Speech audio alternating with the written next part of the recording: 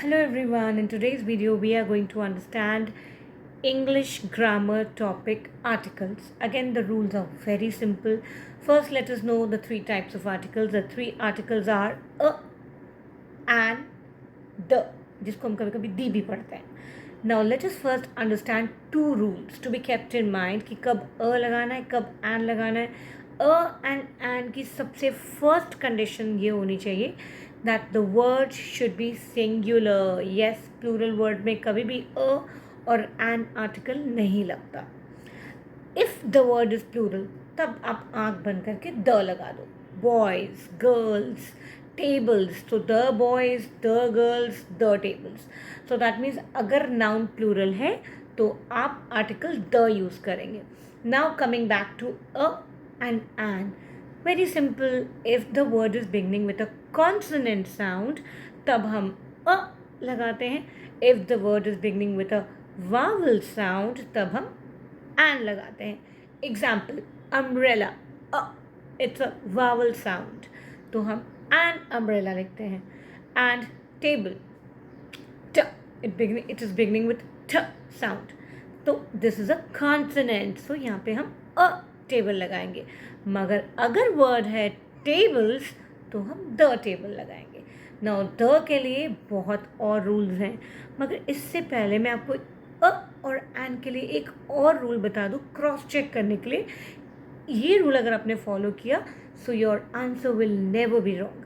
हिंदी में चले जाते हैं. वर्णमाला, स्वर और व्यंजन. स्वर क्या है? इंग्लिश वाले कॉन्सोनेंट्स, वाल, सिमिलर थिंग. सो स्वर मीन्स vowels and व्यंजन means consonants. आपको अगर वर्ड मिल रहा है फॉर एग्जाम्पल ऑरेंज, आप चेक करो ऑरेंज अगर आप हिंदी में लिखोगे तो ये किस अक्षर के साथ स्टार्ट करेंगे आप? स्वर के साथ या व्यंजन के साथ?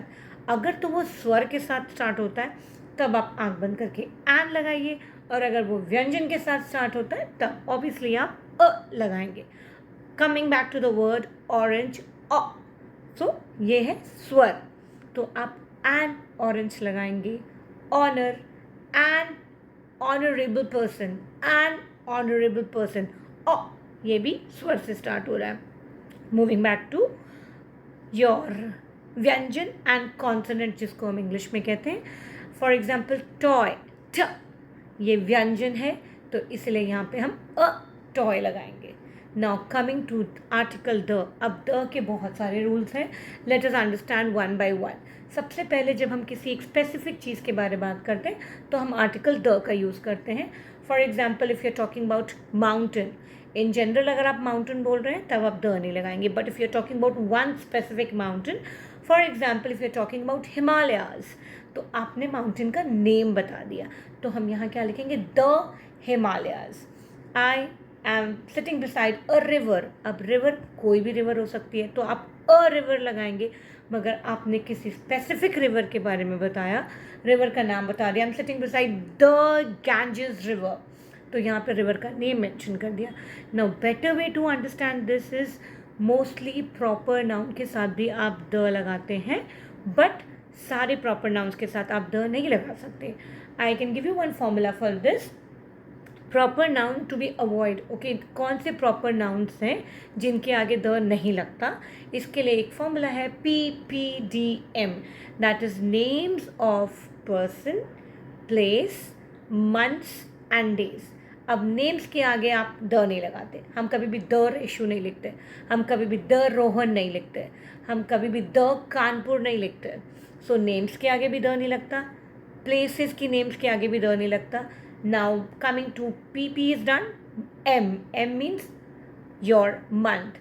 The July, the September. Proper noun है लेकिन इनके आगे भी द नहीं लगता. Now PP, M is done month and D मैंने मिस कर दिया. D is days, name of the days like Sunday, Monday, Tuesday. अब इनके आगे भी द नहीं लगता. I am coming on the Sunday, that's incorrect. So proper noun के आगे भी आप द लगा सकते हैं except the name of these force.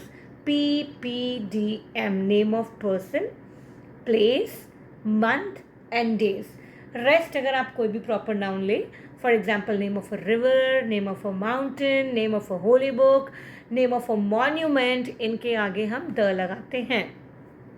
Moving to the third rule. First rule था कि हम प्लूरल वर्ड्स के आगे द लगाते हैं. सेकेंड है कि स्पेसिफिक नाउन्स यानी कि प्रॉपर नाउन्स के आगे भी avoiding the names of PPDM आप द लगाएंगे. And next is superlative degrees. Yes, adjective में हमने पढ़ा है जो डिस्क्राइबिंग वर्ड जिसको कहते हैं. So positive, comparative and superlative degree. जो सुपरलेटिव डिग्री होता है like he is the smartest, tallest. So he is the smartest child. He is the tallest child. So superlative degree के आगे भी हम द लगाते हैं. तो अभी तक हमने देखे द के 3 rules. Next is again a very common rule, ये आपने कई बुक्स में पढ़ा होगा, that if the noun is repeated. इसका मतलब क्या होता है, जैसे एक ही सेंटेंस में वो नाउन अगर रिपीट हो रहा है तो सेकेंड टाइम जब वो रिपीट होता है तब हम वहाँ पे द लगाते हैं. For example I saw a boy. Boy is a noun. यहाँ पे आप ब से स्टार्ट हो रहा है जो कि व्यंजन है या फिर कॉन्सोनेंट है. So according to the rule हम यहाँ पे क्या लगाएंगे, I saw a boy, the boy was naughty. So next अब बॉय वर्ड रिपीट हो गया तो हमने यहाँ पे क्या लगा दिया, द बॉय वॉज नॉटी, क्योंकि नाउन रिपीट हो रहा है. Once again when the noun is repeated तब हम आर्टिकल द लगाते हैं. 4 रूल्स हो गए द के. Next is again I can talk about when you're talking about something specific. For example, see, अगर मैं आपको explain करूँ, I'm going to a school, I'm going to the school. Now both the sentences are correct, but दोनों के different meanings हैं. For example, when I say I'm going to a school मतलब मैं किसी भी एक स्कूल में जा रही हूँ. It's not clear कि मैं कौन से स्कूल में जा रही हूँ. Now if I'm telling I'm going to the school, मतलब पता है कि मैं कौन से स्कूल में जा रही हूँ. Maybe I am talking about a school जिसपे मेरा बेटा पढ़ता हो. So I can say I am going to the school. Both the sentences are correct but with different meaning. Now coming to the next last rule, that is ordinal numbers. हम कभी कभी ordinal numbers के आगे भी the लगाते हैं. Ordinal numbers as in first, second, third, fourth. Generally when you're talking about position, like I got this certificate for securing the first position. Mostly word जब position साथ में आएगा तब आप ये द वर्ड यूज़ करेंगे. अब हम इसको ऐसे नहीं कह सकते I stood the first in the class, that is incorrect. So जब आप पोजिशन वर्ड साथ में ले आते हैं, I got this certificate for securing the first position, तब आप द लगाएंगे. I hope the rules are clear and it is more easy for you now. So thank you so much.